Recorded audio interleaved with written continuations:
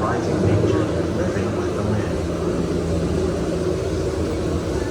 Our journey has been sudden changes are sweeping over the land. Approaching storm may seem violent and destructive to us, but to nature, it's a new cycle of life.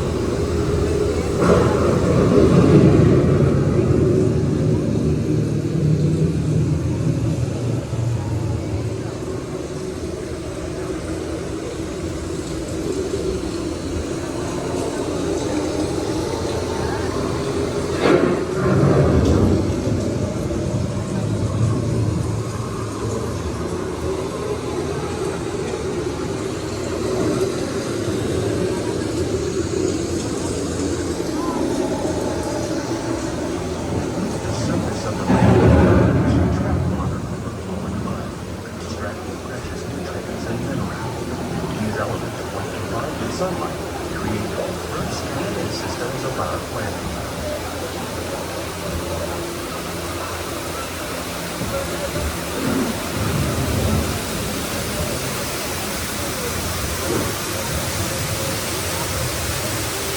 One of those living systems is the rainforest, home to the most amazing concentration of life on our planet. These dense and beautiful forests cover only a tiny portion of the Earth's surface, but they contain more than half of its surrounding planet. Rainforests are also extremely rich in effective ways for farmland with oxygen, food, medicine, and other elements essential to our lives.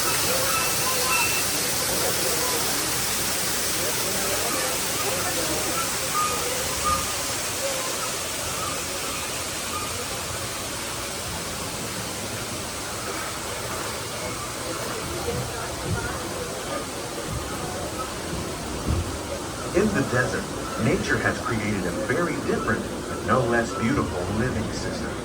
And while this arid landscape may seem lifeless, it is very much alive.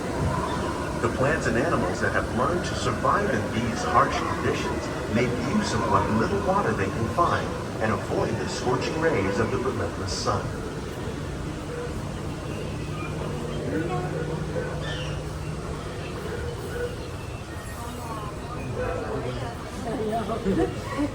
The American prairie once appeared as desolate as the desert, but over time, rainwater and nutrients gradually penetrated the hard surface of this land. Even the hooves of the mighty buffalo helped create the rich soil that would one day become home to the American farm.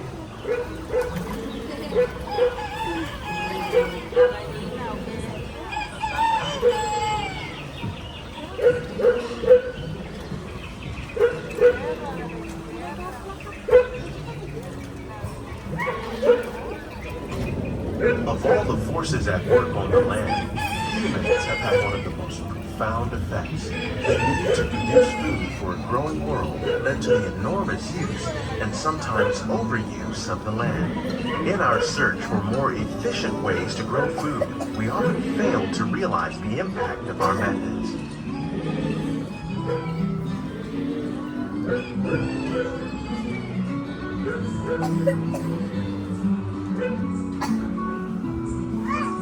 Today, we're learning to live with the land, discovering better ways to grow food that will assure both human and environmental well-being.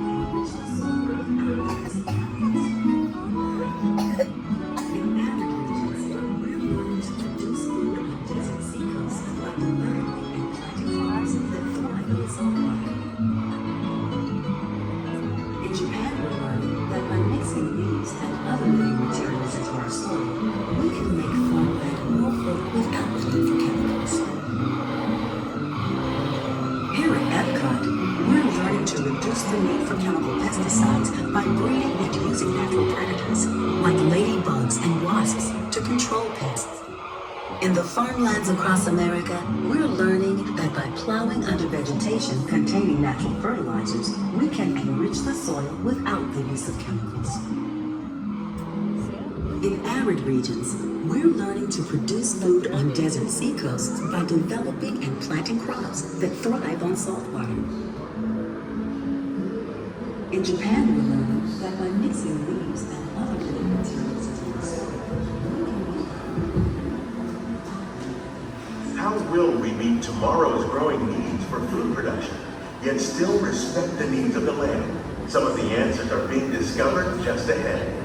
To help us maintain these carefully controlled ecosystems, and for your safety, please remain seated in your boat at all times.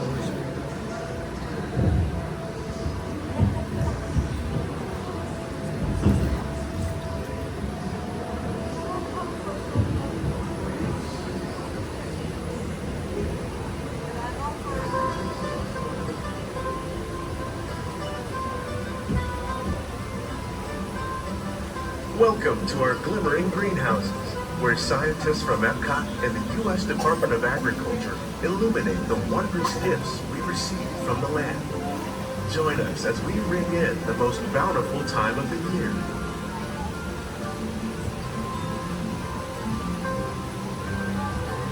For some, it's difficult to imagine the holidays without winter and snow, but one of the most important holiday crops actually grows in the tropics. For centuries, farmers in Central America have cultivated cacao to make chocolate. In fact, cacao is chocolate's main ingredient. Today, people around the world are able to enjoy a variety of sweets and keep warm with a cup of hot cocoa, thanks to this tropical plant.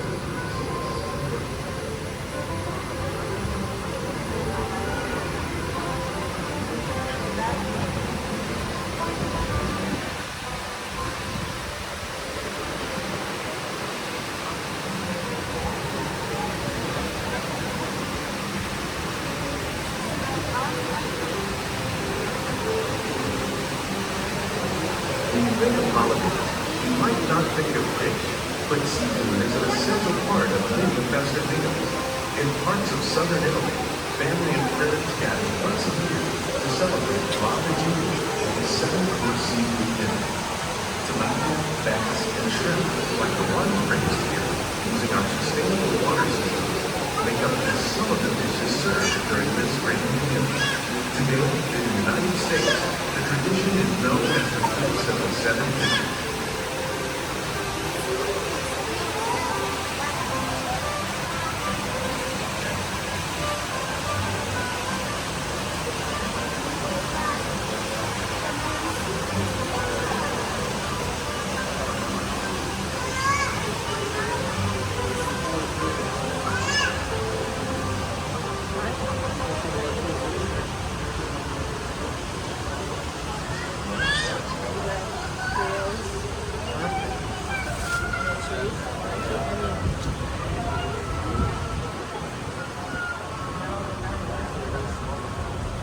Citrus, like the oranges grown here, are common in Florida, but in northern Europe, where fresh fruit is rare in winter, they're much harder to find, making them an extra special stocking stuffer.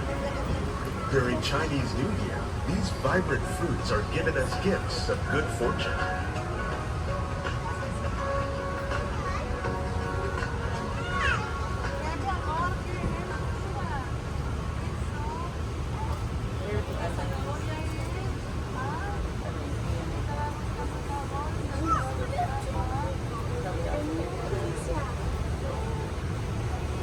They say it's better to give than to receive. And in this greenhouse, we're celebrating the holidays by giving back to the land using innovative farming techniques.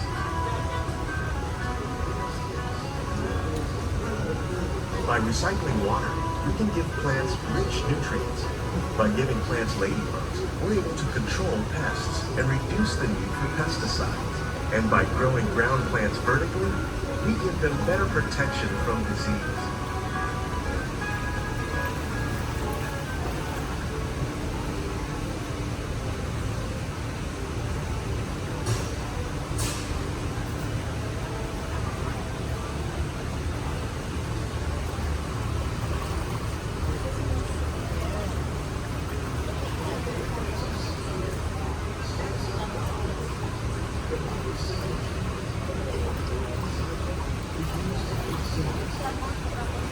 these gifts, our plants can grow an abundance of festive vegetables. This greenhouse alone grows a bountiful 15 tons of produce each year. When we give more, we receive more, making the most of the land's green gifts.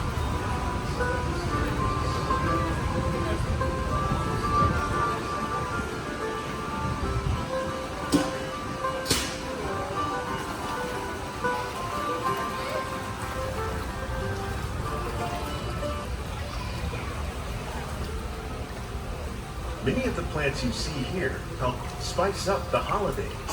The bark of cinnamon trees, like the one growing beside you, is used to make cinnamon sticks. Do you like eggnog? You can thank nutmeg for its signature taste.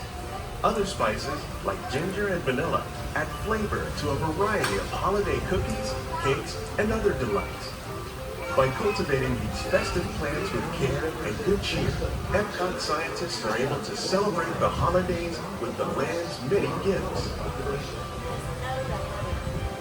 Scientists, farmers, and even backyard gardeners are doing their part to improve the quantity and quality of foods that we all rely on. Together, we can continue to find more ways to increase food production and protect our precious natural environment.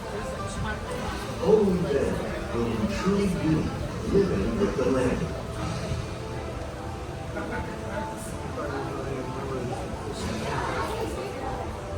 On behalf of Walt Disney World, we hope you've enjoyed this unique journey through our living laboratory. If you'd like a closer look, then check out the behind the scenes. Greenhouses represent just a fraction of the work being done worldwide to produce bountiful harvests for our growing population. Scientists, farmers, and even backyard gardeners are doing their part to improve the quantity and quality of foods that we all rely upon. Together, we can continue to find more ways to increase food production and protect our precious natural environment. Only then will we truly be living with the land.